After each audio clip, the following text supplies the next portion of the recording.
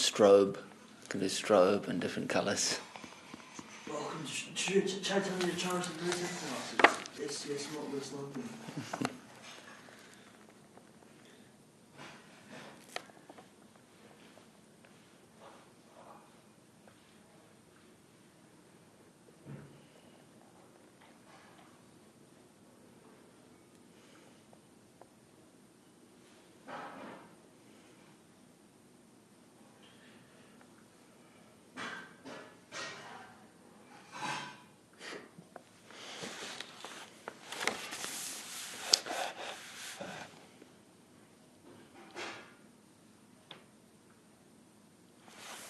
Namashreshtam manumapi sachiputram atra swarupam rupam tasya rajam urupurim maturim gostavatim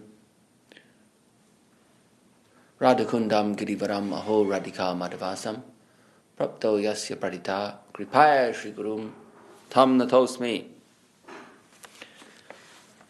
Reading from Sri Chaitanya Charitamrita, Antya-lila, Antya-lila, chapter 1. Rupa Goswami's meeting with the Lord.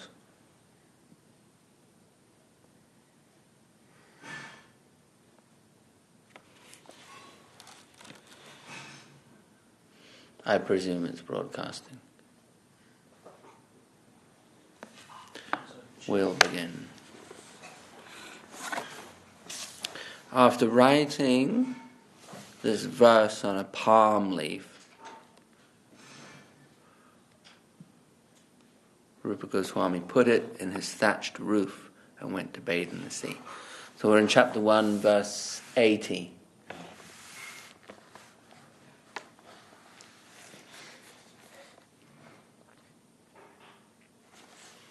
We're dealing with a famous verse that Mahaprabhu would chant at Rath Yatra while dancing in front of Jagannath on the Rath cart.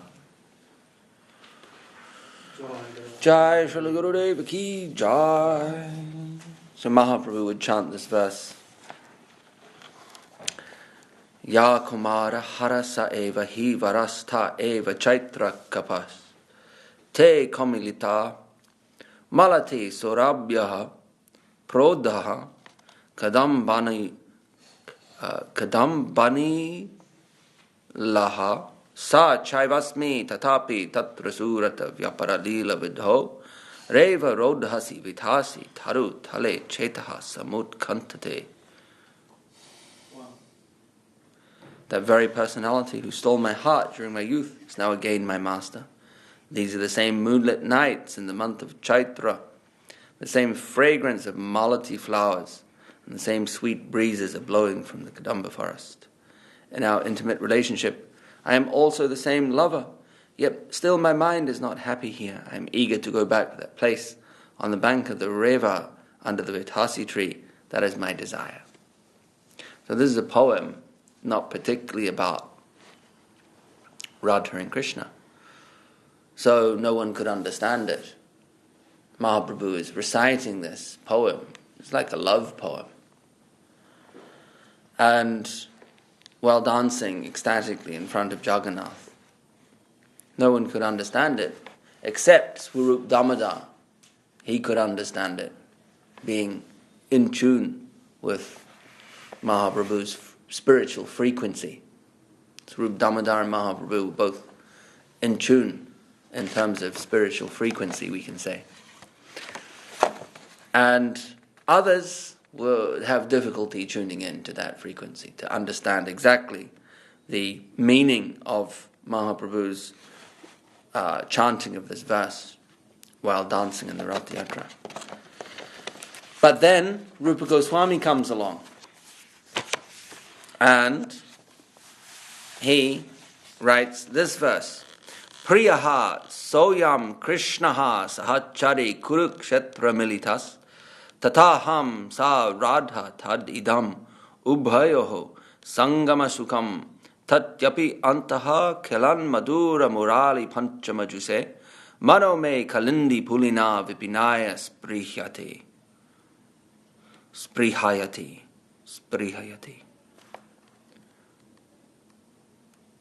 Spriha, desire.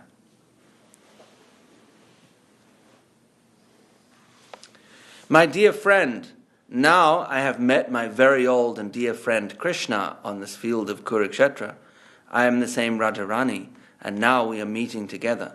It is very pleasant, but I would still like to go to the bank of the Yamuna, beneath the trees of the forest there. I wish to hear the vibration of his sweet flute, playing the fifth note within that forest of Vrindavan. So Rupa Goswami also detects the meaning of Mahaprabhu's expression of this verse that he is singing on Rath Yatra while dancing in the Rath Yatra festival. Rupa Goswami knows it, and he composes a verse which essentially interprets the true meaning of the verse that Mahaprabhu is describing. It puts, you could say, names to the content of the verse that gives away its meaning.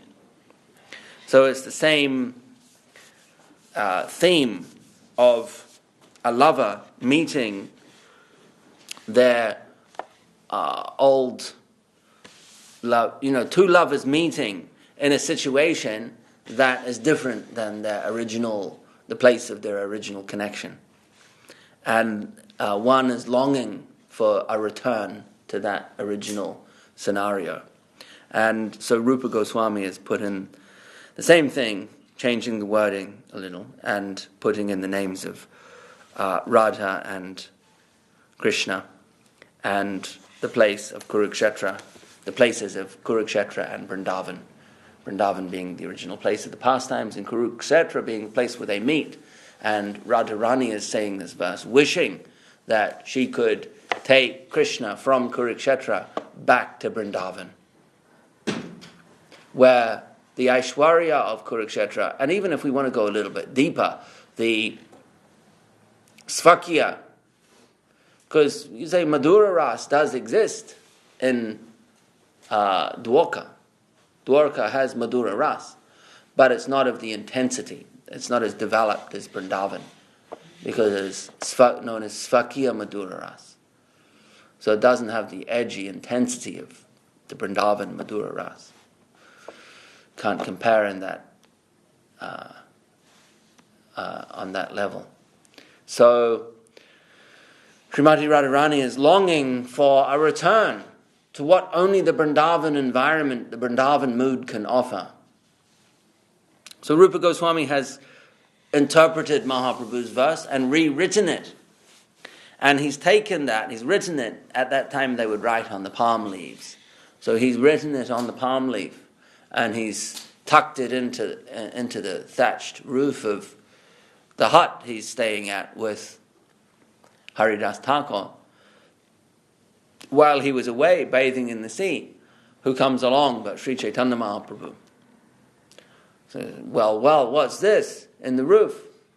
And he pulls it out, and there's a verse written there. This verse, Priyaha soyam Krishnaha sahachari kurukshetra militas. And he reads it and he goes, yeah, Rupa Goswami knows too.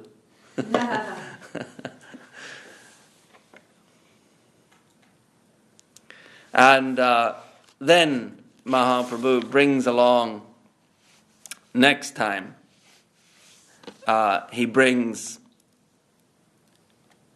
his confidential associates, his closer associates, Ramananda Rai, Swarup Damodar, and he brings Sarvabhauma Bhattacharya.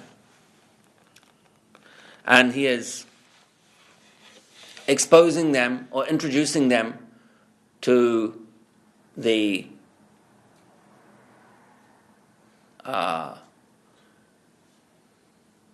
to Rupa Goswami and showing Rupa Goswami to be the fit head of his sampradaya. Kind of showing them telling them without directly telling them that he has understood the rasa tattva that is at the core of Mahaprabhu's conception.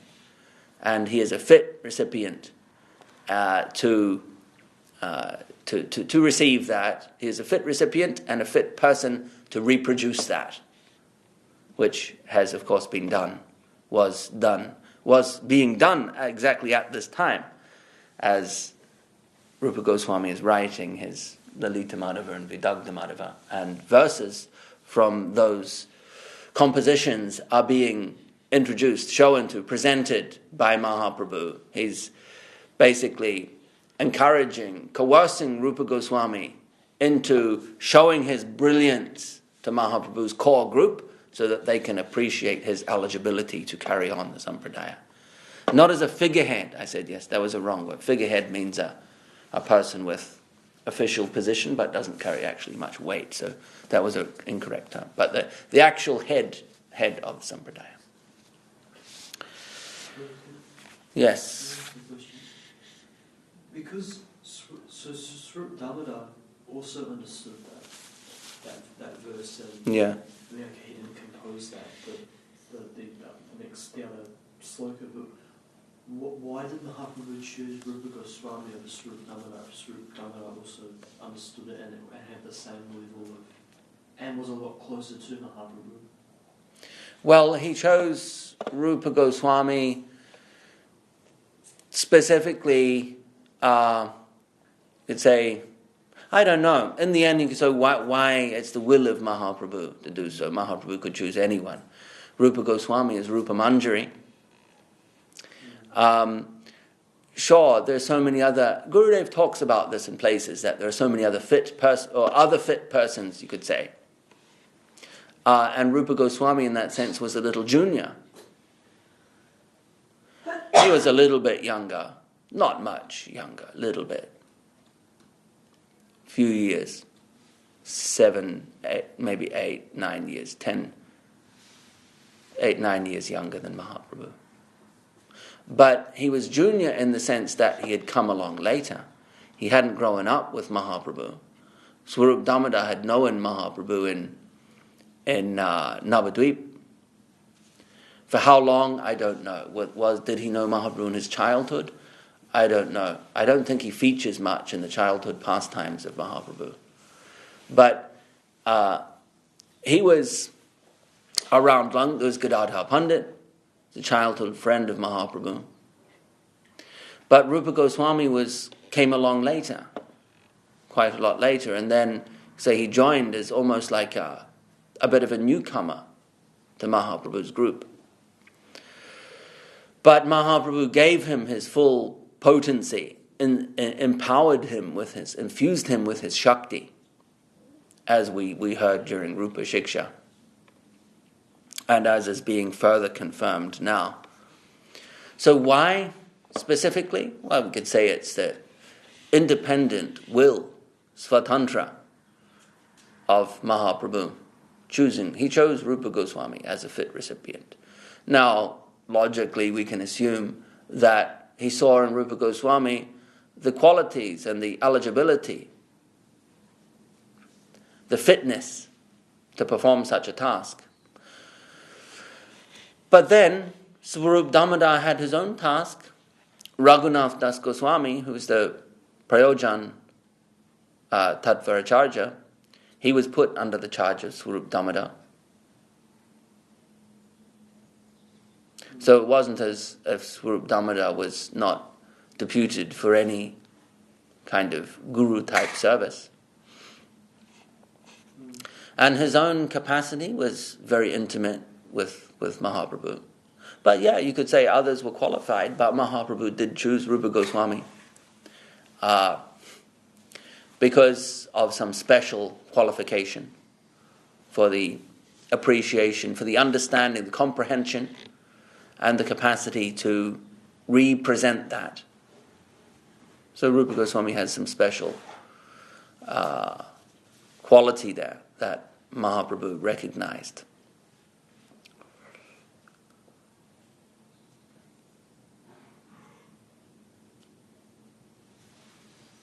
It may also be seen that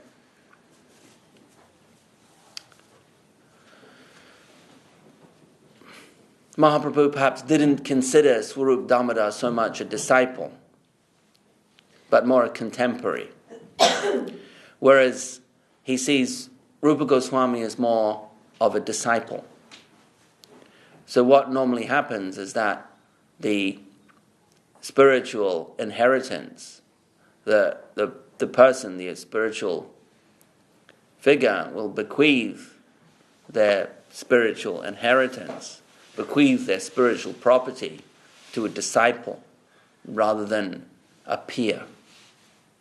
Right? That's the process. The successor is a disciple rather than a contemporary. Swarup Damodar was more a contemporary of Mahaprabhu. Rupa Goswami was more a disciple. That's another point. There may be further nuanced points. It's a good topic to bring up, good topic for research. Gurudev does talk about it, but from memory, what he says is what I've repeated just now, that there were others qualified, but they were older, perhaps more contemporaries of Mahaprabhu. Rupa Goswami was a younger person, fit to carry Mahaprabhu's conception. And Mahaprabhu showed that publicly to these other qualified persons, Ramananda Rai, Swarup Damodar chiefly. But others, like Gadadhar Pandit is fully conversant. Gadadhar Pandit Goswami, fully conversant in Rasa Tattva. Ramananda Rai, Gadadhar Pandit, Swarup Damodar.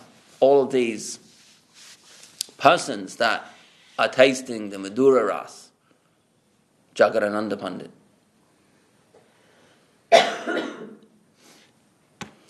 But then again they did. Gadadhar Pandit has his own branch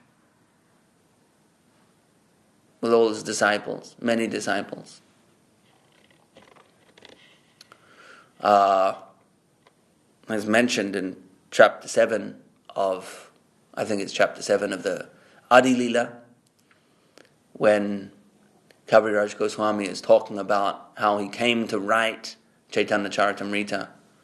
He has a dream. Nityananda Prabhu comes in the dream, tells him go immediately to Vrindavan after that incident with his family member offending, insulting one of Nityananda Prabhu's gopas. And he goes, that very morning he sets off to Vrindavan, goes to Vrindavan, and as events transpire, he ends up being asked by the devotee community who are centered around the temples of Madan Mohan and Radha Govinda to write the Sri Chaitanya Charitamrita. And all the persons described in that chapter, like I say, I'm pretty sure it's chapter 7, they are the followers of Gadadhar Pandit.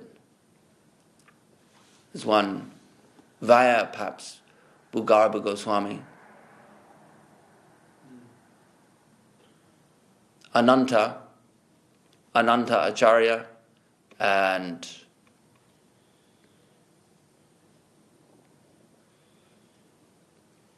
Chaitanya Das,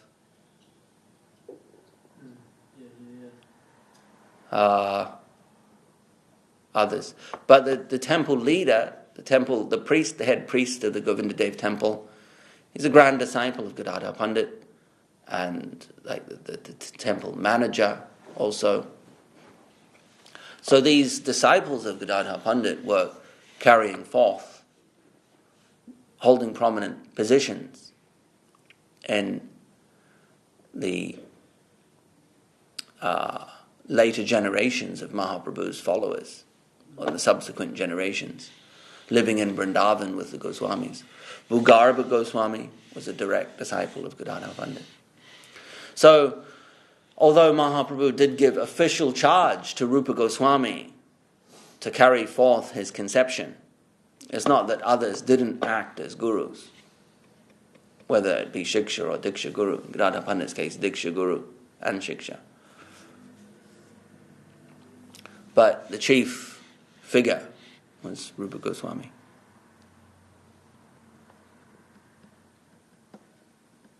Again, Gadadhar Pandit is a bit little like a contemporary of Mahaprabhu. Swarup Damodar Gadadhar Pandit, they were his friends, about the same age. Rupa Goswami a little younger and like a disciple. Also, he's the Abhidaya Tattva-acharya.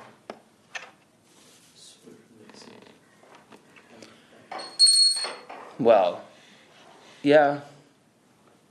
Sambandha Abhidaya Prayojan.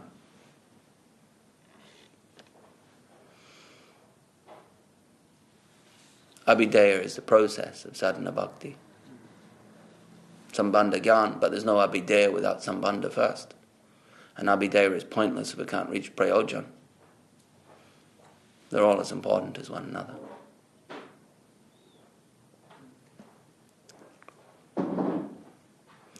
Anyway, back to the point. Mahaprabhu spots the verse and spots the palm leaf, reads the verse, and after reading the verse, Sri Chaitanya Mahaprabhu was overwhelmed by ecstatic love. And at that very time, Rupa Goswami returned, having finished bathing in the sea. Prabhu deki dandavat prangani padila, Prabhu tanre chapada mari kahite lagila. Seeing the Lord, Sri Rupa Goswami fell flat in the courtyard to offer obeisances. The Lord slapped him mildly in love and spoke as follows.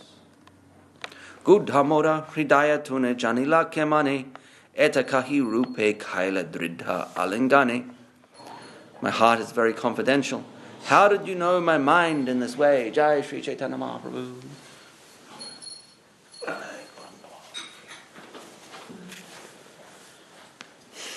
How did you know my mind in this way?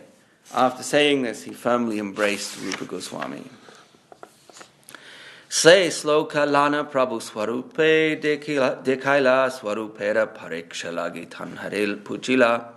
Sri Chaitanya Mahaprabhu took that verse and showed it to Swarup Damodar for him to examine. Then the Lord questioned him. Maura antara varta rupa janila kemane swarupa kahe jani kripa kariyacha pane. How could Rupa Goswami have understood my heart? The Lord asked. Swarup Damodar replied, I can understand that you have already bestowed your causeless mercy upon him.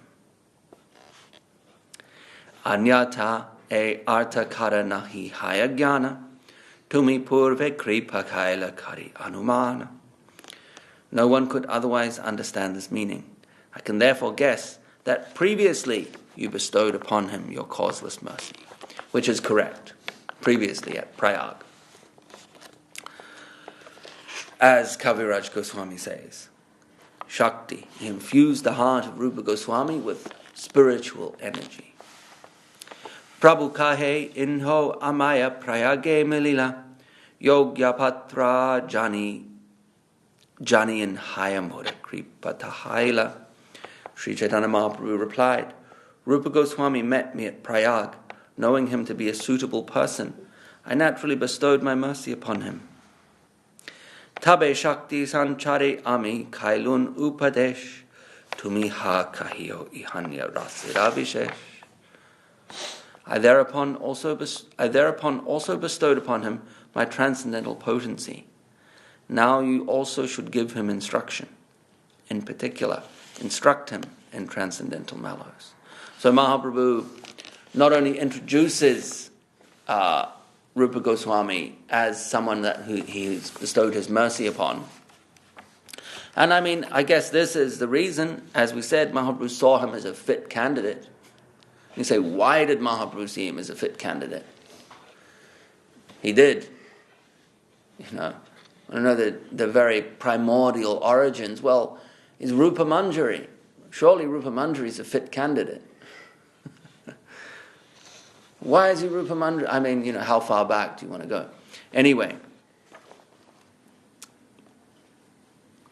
not only is Mahaprabhu introducing Rupa Goswami as someone who has received his mercy, but he is also asking his compatriots to in turn bestow their mercy, to in turn give their blessings to to Rupa Goswami.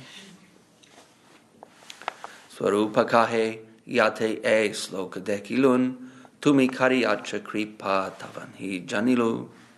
Swarup Damodar said, as soon as I saw the unique composition of this verse, I could immediately understand that you had bestowed upon him your special mercy. Palena pala karanam anumiyate. By seeing a result, one can understand the cause of that result. Svaraga paga hema mrinalinaninam nana mrinalagra bujo bhajamaha ananurupam tanurupa ridhim karyam nidanad di gunan adhite. The river Ganges flowing from the heavenly planets is full of golden lotus flowers, and we, the residents of those planets, eat the stems of the flowers. Thus, we are very beautiful, more so than the inhabitants of any other planet. This is due to the law of cause and effect, for if one eats food in the mode of goodness, the mode of goodness increases the beauty of his body. Interesting verse, that one. Where is it from?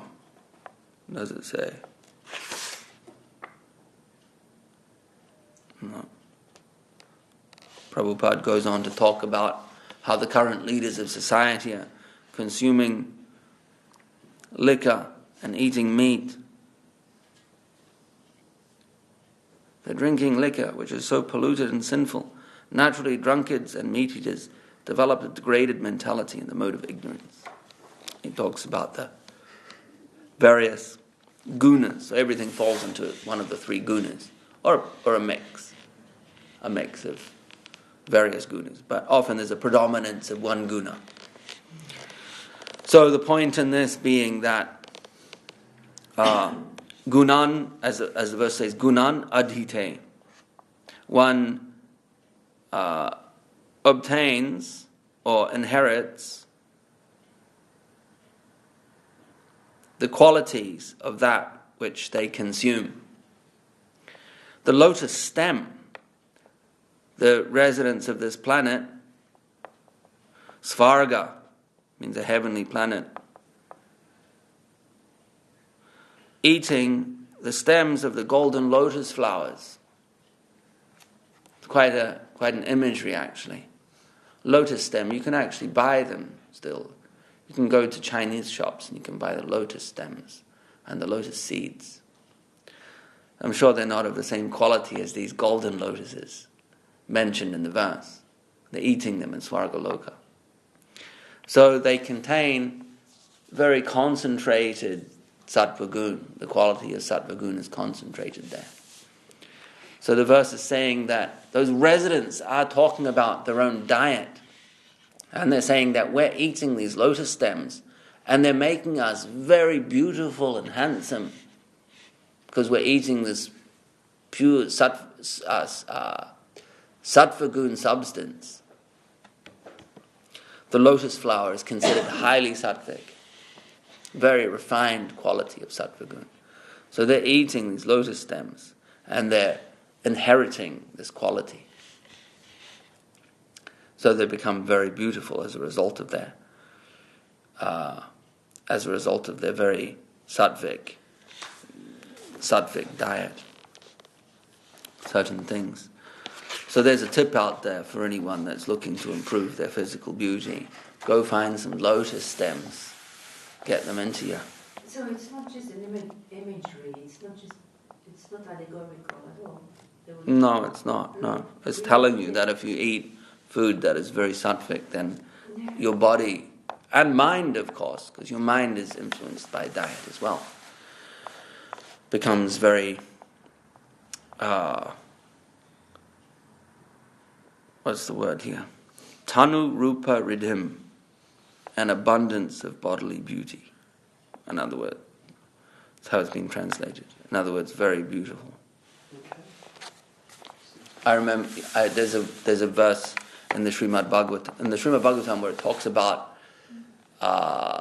where the famous pastime of Ajamil is described. He was a Brahmin, Ajamil, and without going into the details of the story, there's a description there of how he was, how he was before he sees these people engaged in their licentious act in the forest, and it disturbs his mind, and he can't stop thinking about sexuality, and of course that leads to a chain of events, and we know the story as it ends. But it describes how he has decorated himself as a handsome young Brahmin boy, and says he was especially beautiful, especially attractive, having covered turmeric, putting the turmeric powder on his arms. And I remember hearing that as a kid, because we'd hear that we'd hear Bhagavatam class every morning. And then when I was 15 or something, I was a bit of a rebel when I was 15. I thought, and I was down in Christchurch in New Zealand. I thought, okay, I'm going to put a bit of turmeric on my arms and cruise into town. It was a summer's day. I'm like, it's time to see what the world's got to offer. So I went into the kitchen and got a bit of turmeric, and I was rubbing it around, thinking like, let's go, swaggering into town, rolled up the sleeves, swaggering into town. Hello, girls. Nothing happened. So that one could not be taken literally. I mean, it's more that they... How did you end up in the turmeric? It stays for a while now. For a few days. Yeah, I mean, if you really rub it in, it stays for a few days. It slowly fades out. But it's more to do, I guess, if you have maybe brown skin, like an Indian, and you rub it, then it gives it a nice color, perhaps. But not on. Probably not on my, fair. It looks like you have liver problems. Yeah, jaundice or something. So, yeah. But I think this verse is a little different. Oh my God. Sattvagun. But you can see it also if someone is living a sattvic lifestyle. Diet is one. Diet is very important because it is the main way something of a quality outside of oneself is being taken in, building one's physical body, influencing one's mind. So if that, what you're taking from your environment and making yourself, or not yourself, but your body, using it to build your body, as of a certain nature, your body becomes of that nature as well. Guru Maharaj says that in this regard, prasadam has a very special quality. And that prasadam is actually beyond the gunas. But prasadam is generally made of sattva gun ingredients, sattvic ingredients. You don't really get prasadam made from tamasic ingredients. That's why, or even rajasic if it's too a little bit rajasic. Chilies are rajasic. What can we say? But chilies are used. Chilies are not native to India. They're only a few hundred years old and brought in by the Portuguese. But still, they're considered okay in the in the bhoga that we prepare and offer to Mahaprabhu, to Krishna. But chilies are rajasic. So some rajasic items have been accepted. But tamasic, generally not. That's why there's no garlic or onions. Generally no mushrooms. Because they have a tamasic quality. But even so, prasadam, even though it's generally made from sattvic ingredients, it is also has a quality beyond sattva, rajas and tamas. A spiritual quality. Sattva, rajas and tamas, they are qualities of the Maya Shakti. Whereas prasadam proper is not of the Maya Shakti. It has Krishna's energy, which is Swarup Shakti. So, even though it's made of sattvic ingredients, it has a special quality. And in this regard, Guru Maharaj says that prasadam actually has a subtle effect on the physical body, that it purifies and transcendentalizes the physical body itself at a very subtle cellular level. Such is the quality of real prasad. But even so, we'll read later on in the Antya-lila how when Raghunath Das Goswami arrives in Jagannath Puri, and he exhibits his high level renunciation, the extreme renunciation of Raghunath Das Goswami. I mean, the Goswamis were renounced, they were very renounced, but Raghunath Das Goswami was extremely renounced. He took it to another level altogether. And this begins to be exhibited by him pretty quickly after he arrives in Jagannath Puri. And in regards to prasadam, he is taking prasad with Mahaprabhu and his associates, which is okay. He's come down, he's joined them as a young man, early 20s or something, and he's taking prasad with them. But then he feels that it's too luxurious for him. So he stands outside the Jagannath gate, the gate for the Jagannath temple, and he's just begging from whoever will pass by. Whatever they give him, he will consume. And then he concludes that that's also too luxurious. And he goes only to a place which is like a food charity stall, where they give out food to pilgrims, etc., once a day. Because he feels that the begging, he's thinking like, oh, will this person give me something? Will that person, what will they give me? How much? I think this is not good. Better just to go to the charity store once per day. Whatever they give, whatever the food outlet gives me, then that will be for me. So again, he refines his renunciation. And then, once again, decides that, no, this is too luxurious for me. So what happens with the food, the prasad, I should say, that is left over at this charity prasad distribution outlet, they give it to the cows. They dump it in a certain place, and the cows come and eat it. Sometimes it goes off, and even the cows don't eat it. And Raghunath Das Goswami was going and he was getting that, and he was washing it, washing the mold, etc., off it, and that's what he was eating. So, continuing like a progression of more and more and more extreme renunciation. And of course that can't be copied. But what he's showing is his appreciation, the transcendental nature of prasad. And Mahaprabhu comes, and Raghunath is keeping some of this prasad, really, that he's washed. And rice, he's washed it. And Mahaprabhu hears about this. And he comes and he wants to taste this rice. And he comes and he's like, I want some of that. Because of its connection with Raghunath Das Goswami.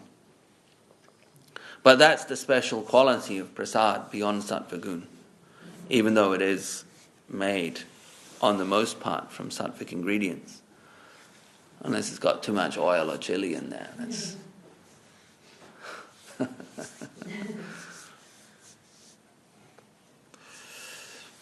so, Chaturmasya Rahi Gaude Vaishnava Chalila Rupa Gosani Mahaprabhura Charane Rahila.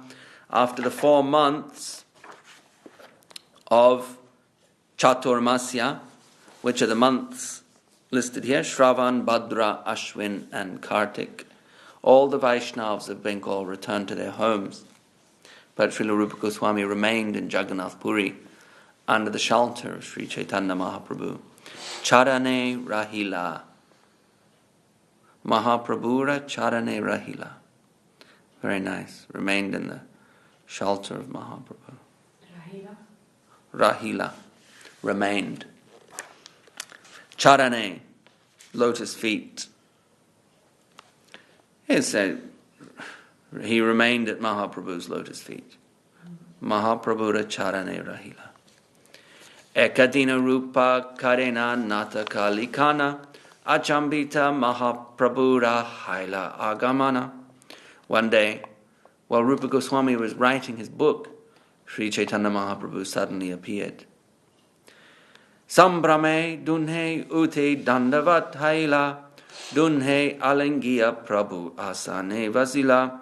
As soon as Haridas Thakur and Rupa Goswami saw the Lord coming, they both stood up, fell down to offer him their respectful obeisances.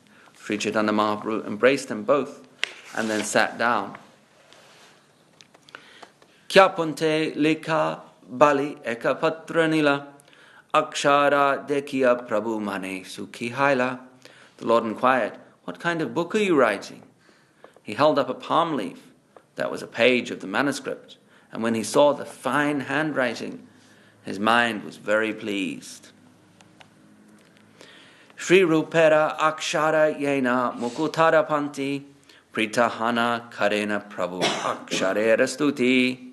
Thus being pleased, the Lord praised the writing by saying, "The handwriting of Rupa Goswami is just like rows of pearls." Nice. Very beautiful handwriting. Nowadays it's a lost art. Nowadays, just a few years ago, handwriting, the beauty of your writing was complementary to the content. Before the computer age, there was pen and paper. And when you wrote, people got to see not just the content of your writing, but its style as well, and its aesthetic quality, which means how beautiful, tasteful it was to look at. That was a component of value as well. Nowadays it's pretty much lost. Only artists or people that practice calligraphy or something are exposed to that. Nowadays, the literary scene has completely changed. There's people online who can't even write proper sentences, and they're posting stuff that can be seen publicly by everyone. It made me realize actually how many people, we didn't know it previously because their content was not publicized because they had no platform to publicize it. But nowadays, any old person can publicize their content. It made me realize how pervasive poor literary skills and grammar actually is. Previously, you didn't know. It's like saying, like when you go out and you start surveying the population or publicizing a particular health condition, and then suddenly the statistics go up, and you go, well, more people are getting the disease. And you go, no, it's just there's more awareness of the disease. More people are reporting it. So it's like that, Previously you didn't know how bad people's education was until they start reporting themselves online, showing off their lack of skills, putting full stops and commas and everything in the wrong place. See the way people write sentences online these days. It's shocking. They don't even know how to write a sentence. Anyway, but what to speak of the beauty of handwriting? So, particularly back in these days, because this was even before the printing press, so everything was handwritten.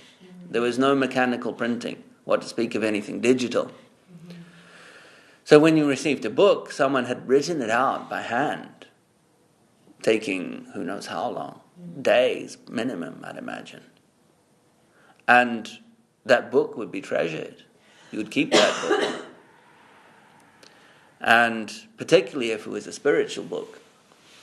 And the quality of the book, it was not like the quality was assured because it's like a typeset, but is on the expertise of the person, the scribe who is copying the book, their handwriting. So Rupa Goswami's literature was not just describing the beautiful rasa-soaked pastimes of Krishna, but it was extremely beautiful to look at as well, even from a mundane aesthetic perspective. And Mahaprabhu is noting this. Like Rupa Goswami's writing is just like rows of pearls, like that. So it's quite beautiful.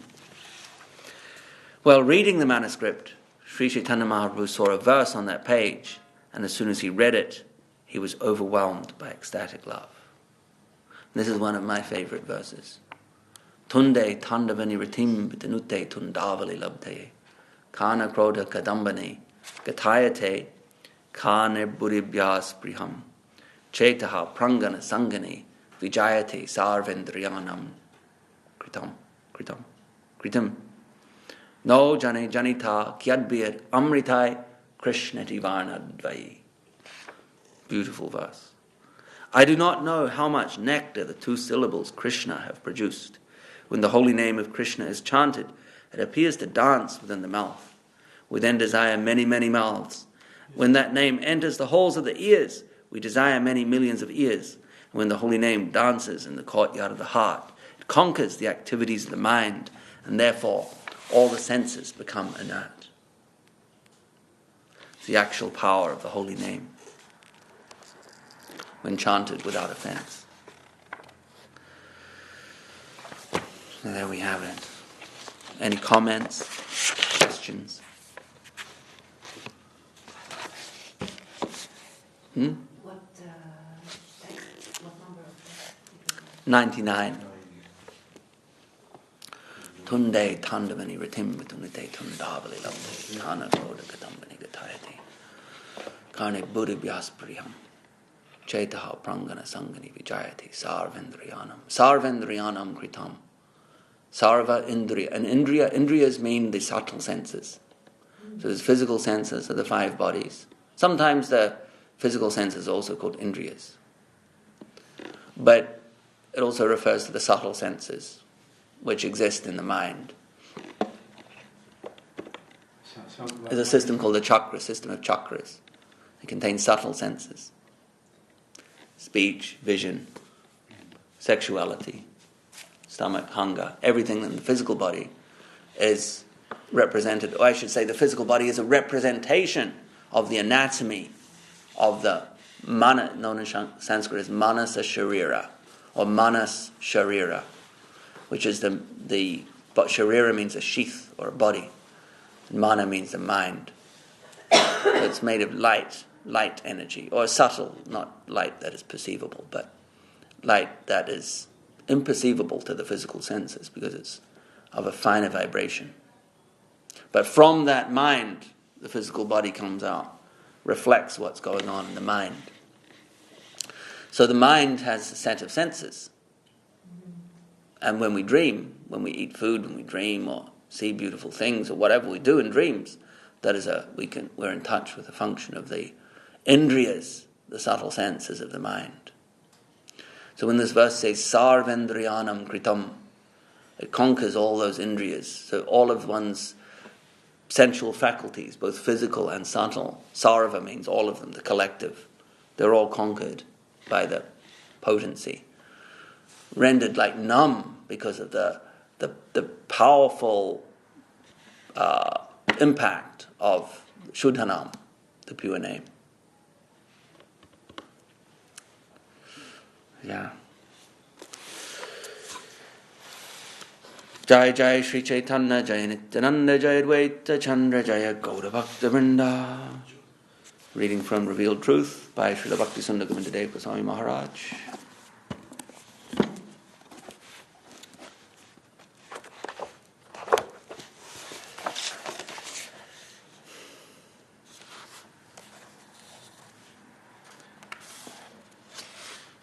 So,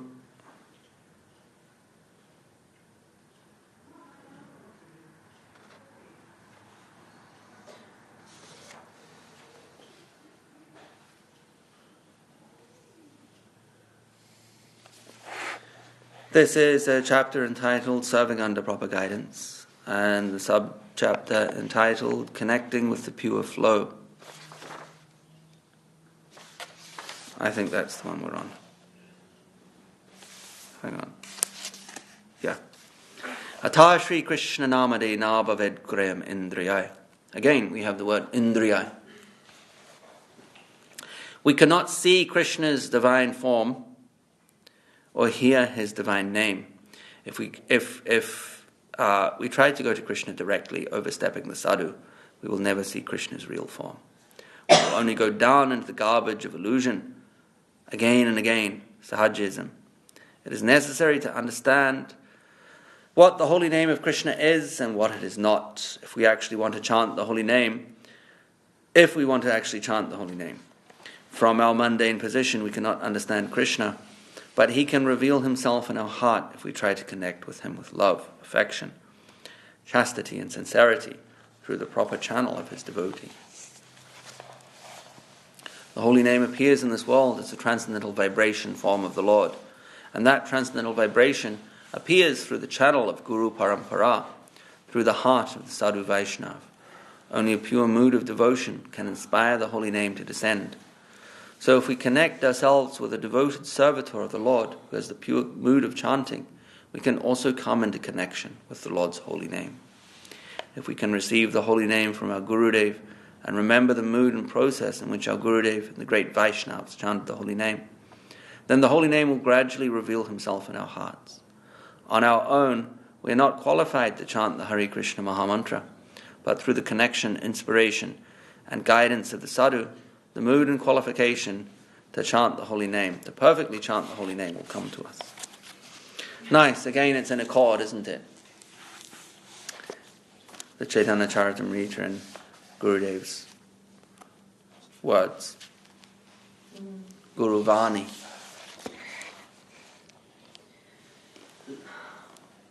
Yes. So that reminds me, there's that story of Guru Maharaj, when he's the head of the Kurukshetra lot, and he writes to Saraswati Thakur and he says, I want to engage, it was Krishna Das Babaji Maharaj, but at the time he was Svadekananda Brahmachari. He said, I want to engage Svadekananda Brahmachari, or engage Svadekananda Prabhu in some preaching. And Saraswati Thakur said, you are his true friend. And he said, because at the time Krishna Das Babaji Maharaj was chanting his japa, like he was like, you know, like a Babaji, like Banihati, the jungles of Banihati. And he's like, Saraswati Thakur said, I do not consider counting deeds in the forests of Banihati to be Krishna and Srila. Yeah.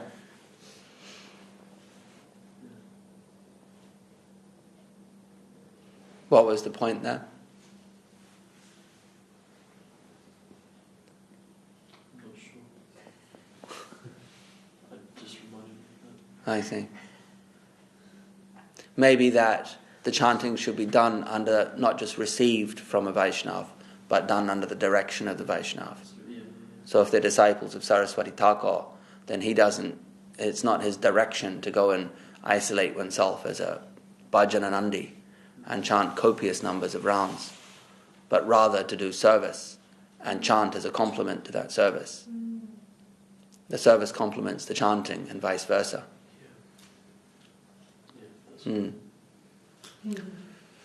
Is it Banihati or Balihati? I thought it was Balihati.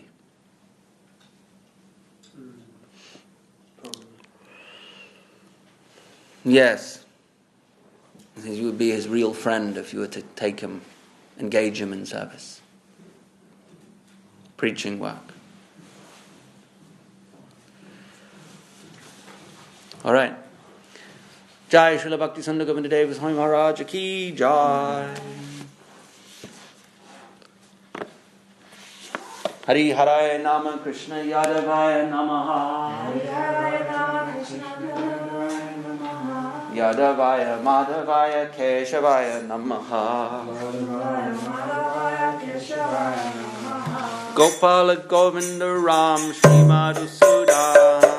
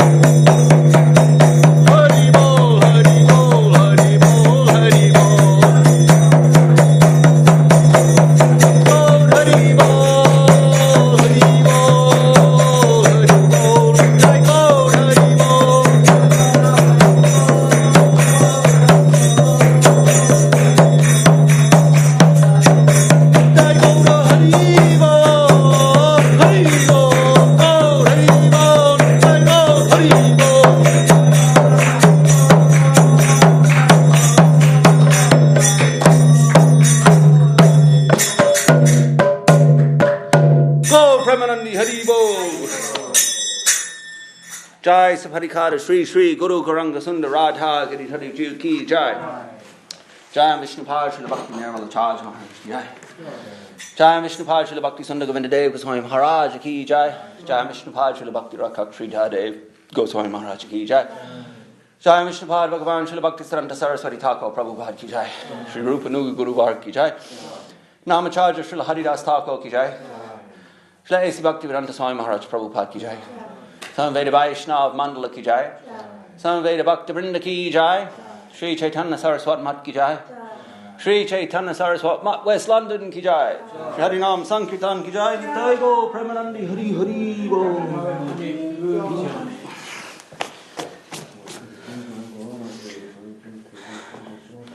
Jai Gauranga. All devotees Ki Jai. Samveda Vaishnav.